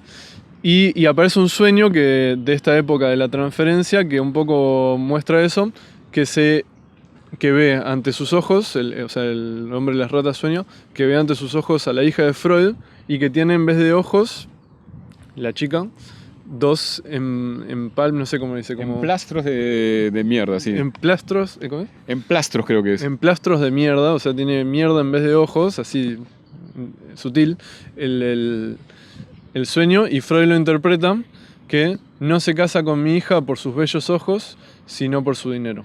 Obviamente teniendo en cuenta la ecuación, perdón, de dinero con mierda. Claro, está interesante. Y seguramente esa frase haya sido una frase Es probable que popular. sea una frase popular en alemán. En sí. Alemania, suena que sea algo así. Porque Freud se apoya mucho en esas Igual acá frases existe del eso, no es folclore. por sus lindos ojos. ¿No la escuchaste? Sí, yo la escuché esa, pero no tenía certeza. Sí, existe como expresión, Existe sí. acá, bueno, buenísimo, mejor aún. Y llegamos al momento culminante, ¿no? El gran El final. gran final, esto sí sería una sinfonía, acá entra toda la orquesta, pero tutti y a un volumen alto. Es el complejo paterno y la solución de la idea de las ratas. Que Solución, dice, ¿eh? solución, sí. Y además, ¿por qué pone esas dos? ¿Por qué es el complejo paterno y la solución a la idea de las ratas? Es una pregunta hacia mí. ¿Sí? Y porque en la idea de las ratas está muy involucrada con el complejo paterno. Exacto, yo creo que eso, ¿no? Que justamente que la solución tiene todo que ver para Freud con el complejo paterno. Y podemos estar de acuerdo o no, pero fundamenta mucho. Sí, y además hay muchísimo material que avala la interpretación de Freud. Muchísimo. O por lo menos, si bien uno puede discutir algún detalle o algún otro, uno podría interpretar distinto, pero el grueso de la interpretación está muy avalado por todos los datos que va tirando. Claro, y él arranca desde este dato, ¿te acordás que dice que toda la enfermedad se la puede ver como un conflicto entre la voluntad del padre y su propio deseo enamorado? Sí, que él también lo dice de otra forma, que para mí también está muy en juego, que es sus aspiraciones libidinales sensuales y el padre como perturbador de aquellas. Exacto. Que no sé si es lo mismo, ¿viste? Pero está vinculado. Es que la realidad que tenemos que describir es tan compleja que cualquier descripción que hagas deja por lado fuera, porque digamos, dicho así, queda por lado, digamos, dejas de lado la relación libidinal con el padre. O sea que el padre es perturbador, pero también es amado. Tal cual, Incluso es amado libidinalmente también. Entonces ahí se complica un poco la cosa. ¿verdad? Bueno, la cosa es que entonces él, ¿en qué se basa? Primero tenemos para basarnos en esta idea del padre, como decís vos, como perturbador. Aparece por un lado todas estas primeras ideas obsesivas suyas infantiles, en que era obviamente que había una contraposición entre sus deseos sensuales, concupiscentes, y el tema del padre y la muerte del padre. Y después está esto que creo que también lo dijimos, que el único punto en que padre e hijo disentían era en relación a su amor por Gisela. Sí, a casarse con Gisela, que él decía que, Claro, que se lo desaconsejaba, que se iba a poner en ridículo. Exacto. Y en este capítulo él empieza a rastrear la relación de Ernst con la masturbación. Que sabemos que Freud hace un pequeño desarrollo teórico, dice que en general los neuróticos responsabilizan su neurosis a la masturbación. No sé si ahora sigue siendo verdad, pero en ese momento parece que era así. Y dice que los médicos no saben qué hacer respecto a esa afirmación, porque claro, se encuentran con que hay otra gente que nunca es neurótica, que igual se masturbaba y, digamos, como causa etiológica era un poco coja. Claro, es como todos se masturban, pero algunos son neuróticos, otros no. Entonces, no parece ser la causa. Claro, o sea, no parece ser que esa que los neuróticos creen que es la causa fuera la causa, porque no es universal. Pero viste, en ese estilo de razonamiento muy freudiano, dice, pero algo de razón tienen los neuróticos, pero no la razón que creen tener. Algo de la realidad psíquica que dijimos, ¿no? Exacto, También. él dice, digamos, puede ser que en general se piensa en la masturbación del adolescente, dice, y en realidad lo que está en juego es la masturbación infantil. Tal cual, y dice, lo que está en juego es la masturbación infantil, pero no el hecho mismo de la masturbación, sino de dónde proviene la excitación que genera la Exactamente. masturbación. ¿Y de dónde proviene para Freud la excitación? Claro, es como descarga de todos esos sentimientos, deseos, emociones, excitaciones del complejo de Edipo, de lo que ya en un ratito se iba a llamar complejo de Edipo. Entonces, digamos, y por eso Freud le da tanta importancia a la masturbación, como es la única descarga del niño, y es en general lo que a su vez es prohibido por los padres. Exactamente. Yo te digo que hasta releer este historial no me había quedado claro por qué Freud le daba tanta bola al tema de la masturbación. Hasta que leí eso que... ¿viste? Qué buen Me ejemplo quedó de que muy uno claro. puede leer algo varias veces y no leerlo hasta que en un momento lo lee. Sí. Y eso es así. Y entonces, digamos, digamos, va pesquisando, digo, la relación de él con la masturbación, y dice que él, digamos, en su adolescencia se masturbó sorprendentemente poco. Dice, en ese sentido no tendría que ser neurótico, según la teoría etiológica de los neuróticos. Se masturbaba en ocasiones muy, muy sorprendentes. Sí, muy sorprendente. Muy sorprendentes. Él da 2 ejemplos que en momentos en que se vivía situaciones que para él eran o estaba, digamos, recibía estímulos que él consideraba muy bellos. Una vez es cuando tocan en un cuerno en Viena, en el centro de Viena, y otra vez cuando leyendo un pasaje de Poesía y Verdad. Pero Freud... O sea, una locura. Imagínate vos excitarte para masturbarte en una situación así. Eso este hombre tenía sentimientos... Eso es sublimar, ¿eh? Eso sí que era un gran sublimador. Pero lo que Freud pesca, que al menos le da un poquito más de componente que me puede parecer un poco más erótico, que en los 2 casos lo que había era sobreponerse a una prohibición, porque, digamos, estaba prohibido tocar el cuerno en el centro de Viena, y de hecho le dicen al postichón que no lo toque más. Y lo toca igual. Claro, y el relato de Poesía y Verdad es cuando cuando Goethe supera una maldición que le había echado una amada de que no podía besar a otra sin que le suceda algo malo o algo así. Claro, alguna maldición. Y él se sobrepone y la besa igual. Claro, como entonces Freud remarca esta cuestión de la prohibición y como sobreponerse a esa limitación, ¿no? Uh-huh, exactamente. Como que algo de eso es lo que despierta la excitación onanista. Y acá Freud entonces pone en juego, escuchando todo esto, digamos que aparentemente había una represión muy grande de la masturbación, y mete una construcción. Sabemos que una construcción no es una interpretación, se basa en interpretaciones, pero como que mete como una especie de algo más digamos, más reconstruido por el analista, como mira, acá la pieza que falta debe ser esta. Y Freud plantea que debe haber habido, digo, algo así como que en algún momento, digamos, sufrió una reprimenda muy fuerte por la masturbación, dice, a partir de la cual él, digamos, dejó de masturbarse por un lado, por eso está tan reprimida la masturbación, pero por otro lado le queda una especie de inquina hostil, y me falta un adjetivo, digamos, que no tiene fin, una esquina interminable contra el padre. Para sorpresa de Freud, esto lo sorprende, dice que Ernst le cuenta algo que no es un recuerdo de él, es algo que se relata en una de esas historias que, viste, las familias van transmitiendo. Sí, como en la una narrativa, especie de mito, claro. Pero no mito en el sentido que no ha sido verdad, sino que formó parte después del relato que se seguía haciendo. Y le contaban que en un momento el padre le estaba pegando por algo que había hecho, y que él reacciona muy fuerte, o sea, Ernst reacciona muy fuertemente, se planta y quiere insultar al padre, evidentemente, pero como no sabe insultos todavía, usa cualquier palabra, lámpara, tu pañuelo, tu, no plato, sé, plato, lámpara, tu taza. Y... Claro, tu banco. Pero mirá qué interesante, ¿no? Que todos entienden que eran insultos. Y la reacción del padre a mí me sorprende mucho, porque el padre ante eso retrocede, y no solo que le deja de pegar en ese momento, sino que, si bien que es un padre que tenía por costumbre pegar a los hijos, era bastante violento. tenía reacciones violentas. Era cruel El Capitán En Cruel. ese sentido, obviamente, digamos, se lo podría homologar al Capitán Cruel, partidario de los castigos, pero a Ernst, nunca más le pegó, nunca más. Eso sí me llama mucho la atención, eso no lo trabaja tanto Freud, ¿no? Sí, es verdad. ¿Qué le pasó a este padre con este hijo? Y más importante aún, ¿qué le pasó a este hijo con esa reacción de su padre cuando vio que asustó a su padre? Y Freud dice, y Ernst dice que de ese episodio quedaron 2 secuelas.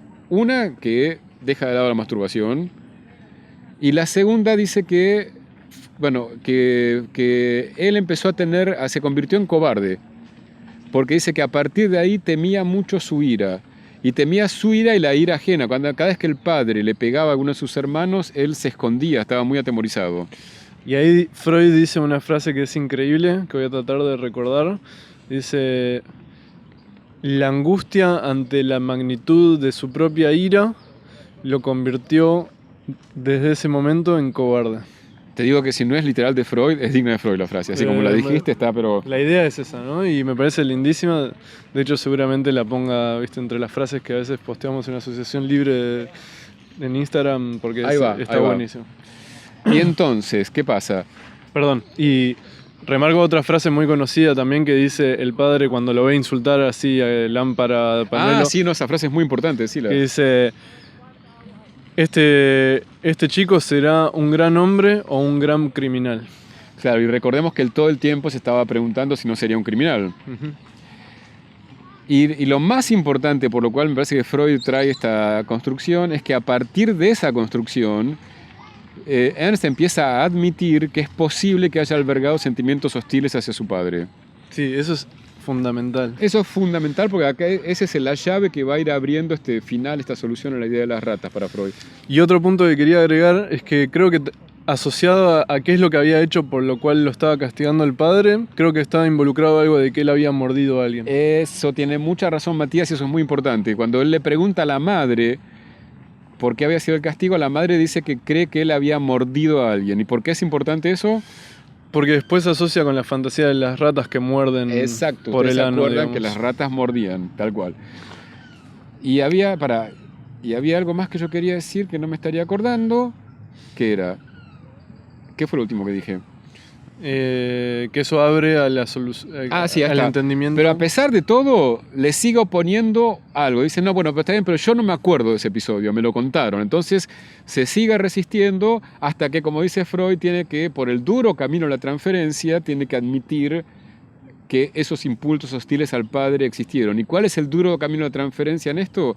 Que empiezan a aparecer en sueños, en fantasías diurnas, en ocurrencias, insultos hacia Freud, hacia su familia, insultos que contrastan totalmente con lo que es su actitud consciente hacia Freud, que es absolutamente de respeto. De hecho, le dice, yo no entiendo cómo usted no me echa, no entiendo cómo usted acepta que una persona indigna y puerca como yo le pueda decir cosas así. Uh-huh. Pero bueno, esto abre la posibilidad de que él acepte que esos sentimientos hostiles hacia las figuras paternas existían. Tal cual. Y él cuenta a Freud como que cuando él contaba esas fantasías o esas cosas donde se ponía en juego algo del insulto hacia Freud y qué sé yo, él se ponía nervioso, el hombre de las ratas, y se levantaba del diván, se levantaba del sillón y se ponía a caminar así nervioso. Y al principio él dice que es porque no se siente estar cómodo yaciendo ahí mientras lo insulta, pero después asocia también que en parte también teme que Freud le pegue como reacción a esos insultos. Totalmente. Y transfiere sobre Freud algo de la violencia que él reconocía en el padre. Claro, a lo cual yo agregaría, esto no lo dice Freud, yo diría, desea también que el padre le pegue, claro.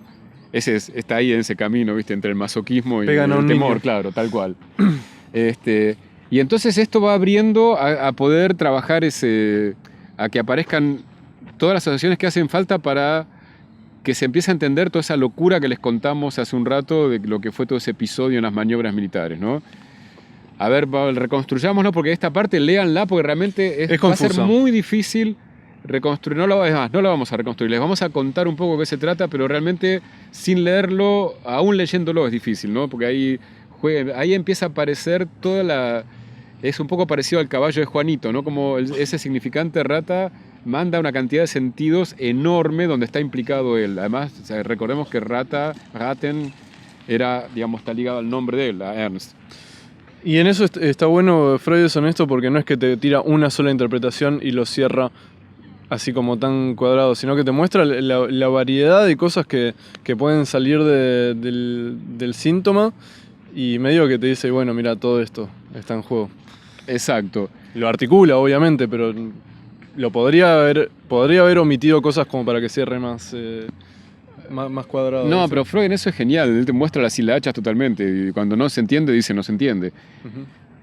Bueno, arranca, me parece, diciendo, bueno, el primer misterio y se fue el primer enigma es por qué produjo una reacción tan violenta en la respuesta al relato de las ratas. Sí, dice las dos cosas, el relato de las ratas Y al tema de la deuda. y el tema de la deuda, las dos que vienen del Capitán Cruel. En la primera dice que esto de estar en la vida militar, el padre había sido durante bastante tiempo militar, lo ponía en una identificación con el padre, ¿sí? Pero al mismo tiempo aparece una transferencia hacia el Capitán Cruel, de una figura paterna, el Capitán Cruel, los castigos, y voy a adelantarme unos casilleros, pero finalmente es como si él dijera que algo de toda esa escena que él reconstruida, la escena que le cuentan, la escena del castigo del padre, se va reproduciendo en esta situación ¿cómo se dice? Con el Capitán Cruel. Sí, como que se le ocurre una idea que es tipo, a vos habría que hacerte una tortura así. Exactamente, o sea, la primera reacción violenta, cuando él piensa, ¿cómo era? Que era algo así le va a suceder a mi padre y a Gisela. Freud lo interpreta así, como devolviéndole la crueldad al Capitán Cruel. Y Freud dice, detrás del Capitán Cruel, a quien le quiere devolver la crueldad es al padre. Exacto. Y después lo que dice que otra vez aparece estos juegos de palabras, que hay una palabra que juega un rol muy importante en traer otra historia de la prehistoria del padre que hasta ahora no hablamos, pero que ahora va a jugar un rol muy importante. Además es un lindo ejemplo, ¿no? Como en los psicoanálisis, hasta que no se abre determinada cuestión, no va a aparecer algún elemento fundamental, pero que se tiene que abrir casi te diría azarosamente, ¿no? Sí. Y lo que aparece, hay una palabra puente, llamémosla, que es Spielratte, que es jugador empedernido, pero literalmente rata de juego. Rata de juego, que remite a otro pecado del padre, que están muy presentes en este historial. Ahí Freud no lo dice explícitamente, pero yo entiendo, ¿lo habrá hecho asociar con rata? No entiendo. A Ernest le habrá dicho, che, no sabemos. ¿Qué se te ocurre con rata? No Spielratten. Y es probable. Es probable, ¿no? Pero no lo dice, no lo podemos afirmar porque no lo dice Freud. Pero bueno, hay como una serie de otros significantes asociados a rata que abren toda una serie de cuestiones que además tienen mucha conexión entre ellas. Claro, y este tema de la deuda vuelve al tema, ¿cómo lo llamaríamos? De las dudas sobre el padre, las sospechas sobre el padre, sobre su integridad, claro. Sí, bueno, estaba entonces, no sé, ¿lo terminamos de decir el tema del Spielratte? No, contemos. El Spielratte. El padre, digamos, cuando estaba en el servicio militar, creo que, o en la milicia, no sé si era el servicio militar, antes de conocer a la madre, había jugado a las cartas un dinero que no era suyo, se nota que era del regimiento, y lo pierde. Sí. Y no tiene cómo reponerlo. O sea que te da una situación muy comprometida, donde su honor iba a quedar muy comprometido. Pero en esa situación, un amigo que primero, él le dice algo así como, uy, debiera matarme, y el amigo le dice, sí, la verdad que tenés razón, pero después le presta ese dinero, y con lo cual zafa de lo que podría haber sido una situación muy fea.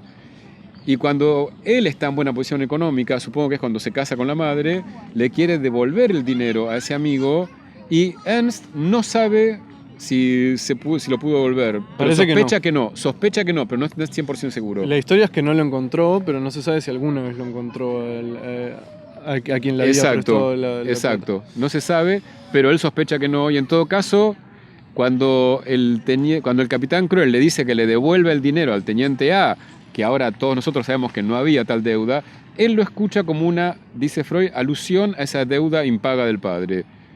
Entonces, ya ven como todo se va articulando de una manera muy compleja, que al mismo tiempo es lo que decíamos en algún momento. Él cree que está en la escena de la deuda del teniente A, pero al mismo tiempo, inconscientemente, está en la escena de la deuda del padre. con Y de toda la cubrir- de ambivalencia cubrir las que eso le fallas. genera. Exactamente. De Con cubrir todo, las fallas del padre. exacto, de cubrir y de descubrir al mismo tiempo. Sí. Pues está en esa ambivalencia ahí, ¿no? El deseo de descubrirlas y el mandato moral superyoico de taparlas. Exacto. Uno podría decir. Y a partir de ahí dice sí que empieza a haber asociaciones sobre ratas, en donde ratas, por ejemplo, a partir de un juego de palabras en alemán que es en Ratten con una o con dos T, que no sé si se pronuncian distinto, Creo que no. se juega entre cuotas. La Ratten palabra es rata. ratas y Ratten con una T es cuotas. Y dice, a partir de ahí la rata simboliza el dinero, cosa que Freud se entera que ya estaba en la primera sesión.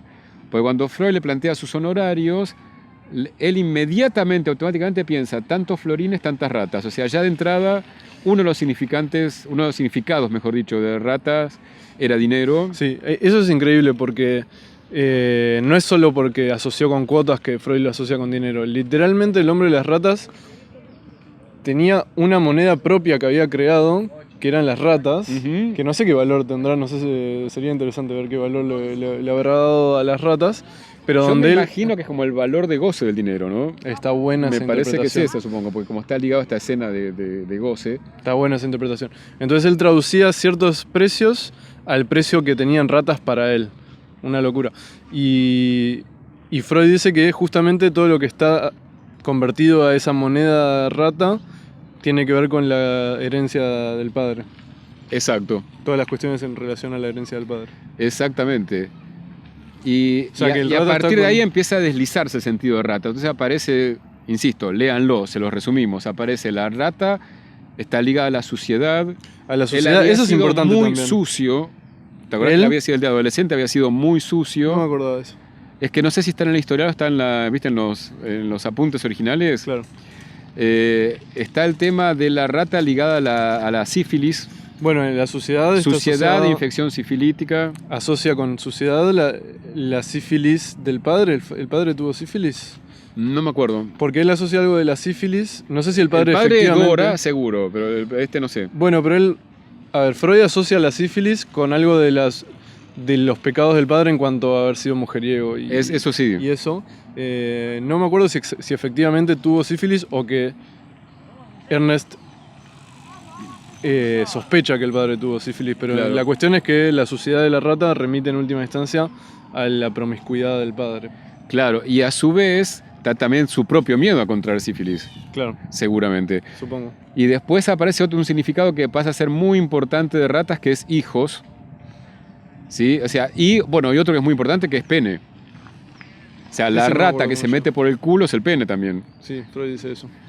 Y bueno, ¿Los hijos cómo llegaban? a los hijos son muy importantes porque no me acuerdo si a esta altura o ya antes él se entera que una de las cosas que genera la ambivalencia de él respecto de Gisela y la duda del casamiento, además de la posición del padre, es que Gisela no podía tener hijos. Le habían extirpado de los ovarios en una operación. Exactamente, había este Pablo Solares, y él, que era muy amante de los niños y que quería tener hijos, obviamente era algún factor que lo hacía dudar Sí. mucho respecto de la...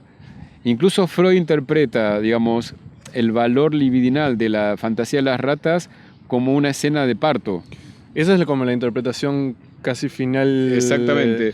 que hace de toda la cuestión de las ratas. Exacto, una especie de parto macabro sería, ¿no? Sí, él lo asocia, dice, para interpretar eso se apoya en el simbolismo de algunas fantasías sexuales, teorías sexuales infantiles que trabaja en 3 ensayos y también en el cierto simbolismo del sueño que trabaja en la interpretación de los sueños. Y digamos, las teorías sexuales infantiles en las cuales se apoya la interpretación del parto a raíz de la escena de las ratas es una, que los hijos se parirían por el culo, por el Y ano, por lo tanto lo pueden tener los varones también. y la segunda que es que lo pueden tener Consecuencia. los hombres también. Claro, si se paren por el culo, todo el mundo tiene culo, ergo... Entonces, esa cuestión del tema relacionado con el ano, y después lo que toma de la interpretación de los sueños es que a veces una acción puede simbolizar su contrario y ¿qué sería? La expulsión de los hijos por el ano Se puede podría ser representar- simbolizado desfiguradamente en la fantasía como la introducción de algo en el ano.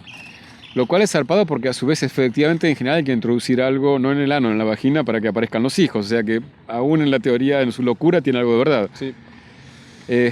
También otro significado de las ratas era heiraten, que es casarse, y que también estaba en juego, digamos, con su conflicto de si casarse con una o con la otra, me caso o no claro, me caso. Como se va viendo que como que la rata, ese significante empieza como a polarizar una cantidad enorme de significaciones, que yo no sé vos, Mati, pero yo creo que lo que tiene el efecto terapéutico no es para mí tanto llegar a tipo, esta es la interpretación, sino todo ese recorrido me parece que es lo que va haciendo el efecto terapéutico. Bueno, poner sí. en juego todas esas significaciones, al mismo tiempo las van horadando.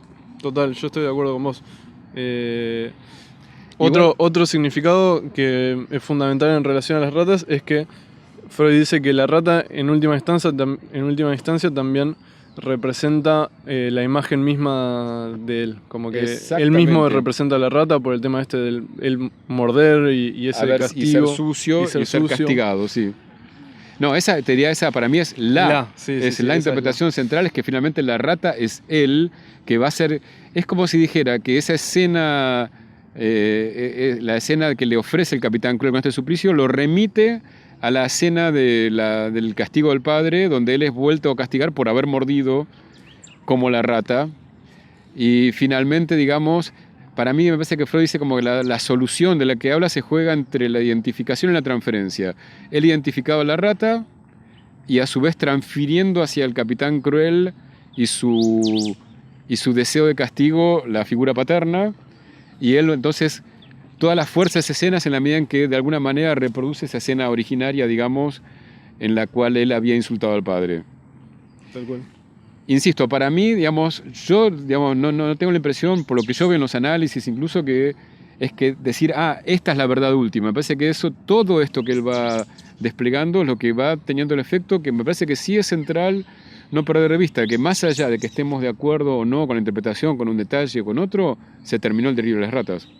Claro, el efecto terapéutico es que efectivamente se terminó. Exactamente, o sea que finalmente él puede dejar el análisis, pero dice, podría haber seguido un poco más, pero realmente las urgencias de la vida ya se había demorado demasiado y tenía que seguir adelante.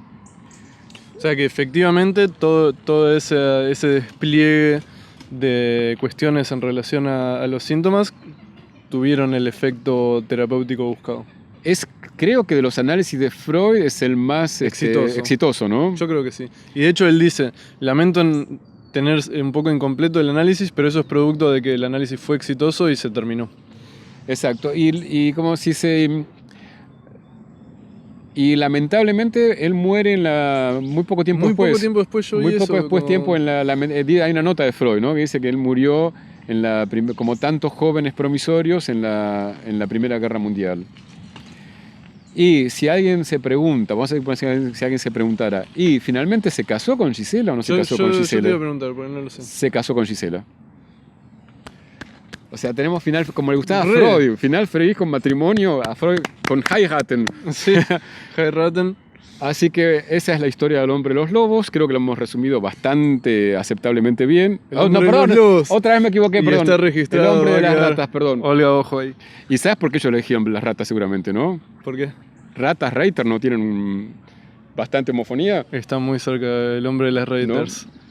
¿No? En fin, bueno, pero no sé por qué le meto el hombre de los lobos, ¿eh? Ojo, acá algo raro hay. Interesantísimo. Así que bueno, ¿algo más para agregar o ya estamos? No, yo creo que ya estamos, pero sí. Bueno, si hay algo más, lo agregaremos como comentario abajo. Bien, espectacular. Muchísimas gracias, Jorge, gracias a vos. La exposición. La verdad que re divertido, re claro, me encantó. Sí, fue una exposición conjunta en realidad. Entre los dos logramos, me parece, más sintonía. Sí, más aburrido es estar hablando solo. Sí, eso te lo aseguro. Pero bueno, me lo aseguro porque sabe. Porque lo he hecho. Así que bueno, espero que les haya gustado y servido. Cualquier cosa dejan en los comentarios acá y otros videos que les gustaría que hagamos también los pueden dejar. Muchas gracias y seguimos la próxima sesión.